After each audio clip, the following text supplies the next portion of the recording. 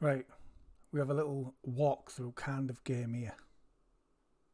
I hope this mic's picking up because I've just done it and it didn't pick up the mic at all. There's no sound in the game.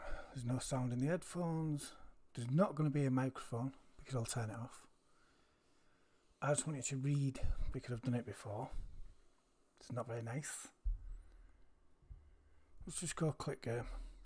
It's just something for you to read, that's all.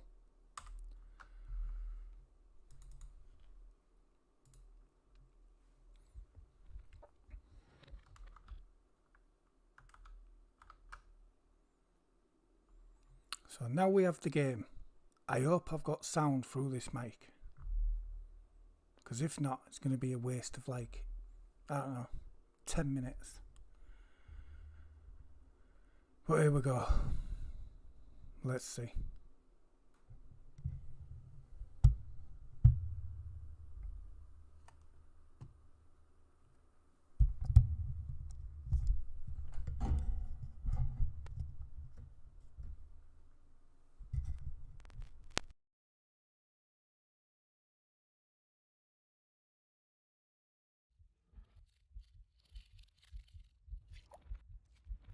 I felt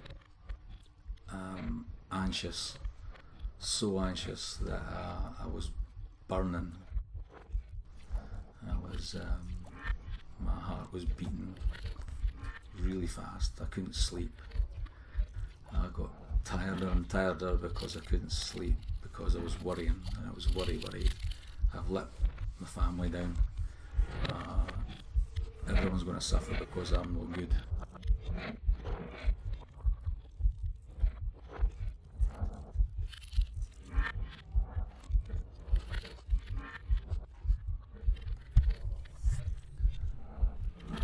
Hold on.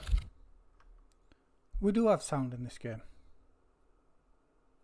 Which I didn't know about. Because I've just done it and it was totally quiet. So, we'll just go from here. I'll keep my sound down.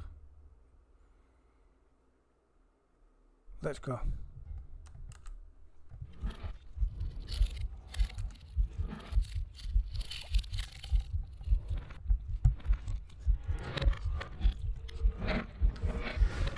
Everybody who relied on me, it was a false reliance. I was a fake. Therefore, I worried even more about what financial disaster I'd put on my family.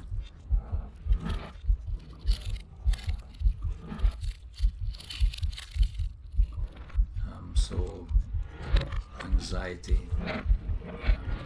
nervous, energy burning off, lack of sleep.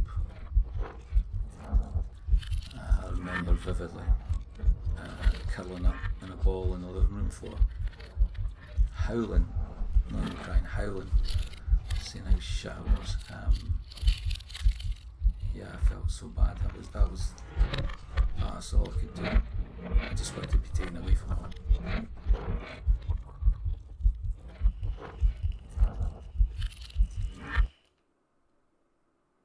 I only realised something was wrong when I was driving back from school crying, and I knew this wasn't right. It's me moving. It was a build-up of stress in work and expectations of work, and then finding that I couldn't do it.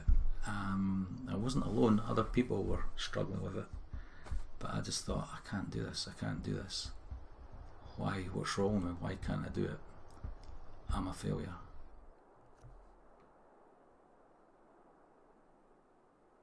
I knew I was stressed. I didn't know I was depressed, and I think it just got worse after that point. There was no stopping it. Once it started, the feelings of negativity about not being good enough, I couldn't stop it. The whole thing made me feel that I was worthless, so I didn't want to meet anyone. I didn't want to speak to anyone. I was so worthless. So there's no point in. I shouldn't be indulging in my hobbies. which I love, my cycling and my books. I couldn't do that. I could see, and now I can, that these are the sort of things I should have kept doing. I should have kept in contact with people. I should have gone out on my bike. I should have gone to the cinema. I should have done this. I just had to hide because I was an embarrassment and I was a worthless human being. And all the things that laterally I know is how you deal with it. I couldn't. It consumed me. Finding a way to kill myself that nobody would get hurt with. If I didn't want to jump in front of a train in case the train driver had to suffer stroke. I didn't want to hang yourself in the forest because some kid might find you. But I didn't want to kill myself. But I did. And it was not a drama thing. It wasn't, oh, attention, oh, I want to kill myself. It was, I'm a useless piece of shit. I'm no good to anyone. Everybody would be better off without me. Which didn't make sense. Now, can I see it? It doesn't make sense. But I was so desperate, also down.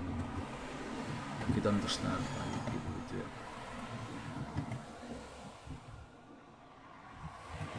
And I was so numb that I could feel that people in my position then I could see how they could do it. But unfortunately I knew I couldn't because of my family. There's no way. Even though I was suffering and I was hating it, and I was absolutely hating myself, I would have never done that to my family. I remember a run, actually being on the beach at Kingsbarns, thinking, because I was away from you all and I was having me time, then I reflected, what a fucking great life I had, this is brilliant, I love my family and this is great, I can do this.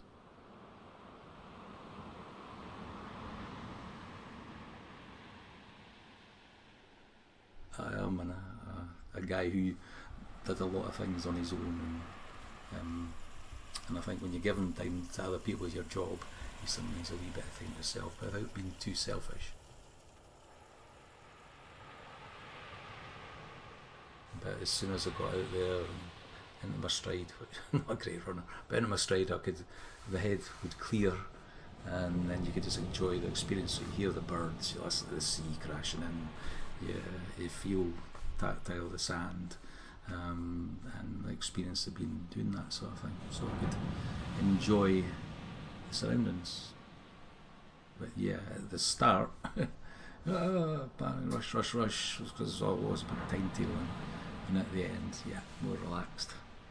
I could come home and get on with the rest of it.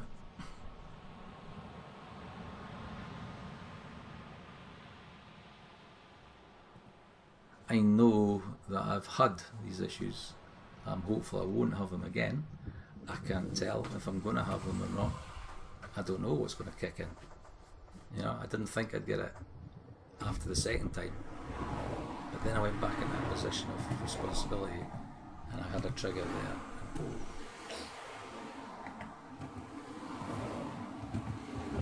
I knew things were happening and I knew that I didn't want to be ill. Knew that I should be doing certain things and doing all these different techniques, but I couldn't stop it. And that was also a frustrating thing, that to have this experience of 2 big episodes and then the third one come again and know and be aware, because I was awareness of triggers and stresses, and because I couldn't get a grip with that made it worse. And for the second and third episodes, I got better at dealing with it and saying, well, I can't do anything about it, I'm ill. If I had a broken leg and I was in a plaster, it's obvious. But because I've got a broken head, it's not obvious to see that I'm ill. I think the last time I was ill was much quicker, because I did get pregnant. I would like to think I'm a better person for it. It was a good thing. It was a horrible thing, but it was a good thing. And that it made me reflect on what was important. My family was more important than anything else. What other people think doesn't matter, apart from the ones close to you. And work is important, but hey, it's a job, and getting that balance right, and that's what was wrong. Boys, I don't know, that we talked about, and I think they weren't fully aware of just how seriously ill it was, which is brilliant because we were too young to deal with that at the time, but it's good to talk about now. I hope they know that if anything like that happens to them, then they understand it. Well, it's happened to their dad, so, and he's still here, and he's still okay, I hope. And yeah, that if it happens to their friends, and that happens to people they love, that they'll have insight into it, to know that people need help.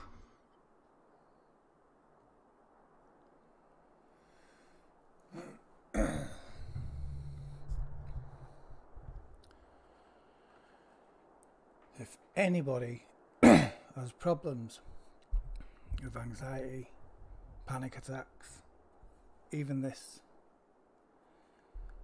there's always someone to talk to. There'll always be someone to talk to. Just make sure you talk. Okay? See you all soon.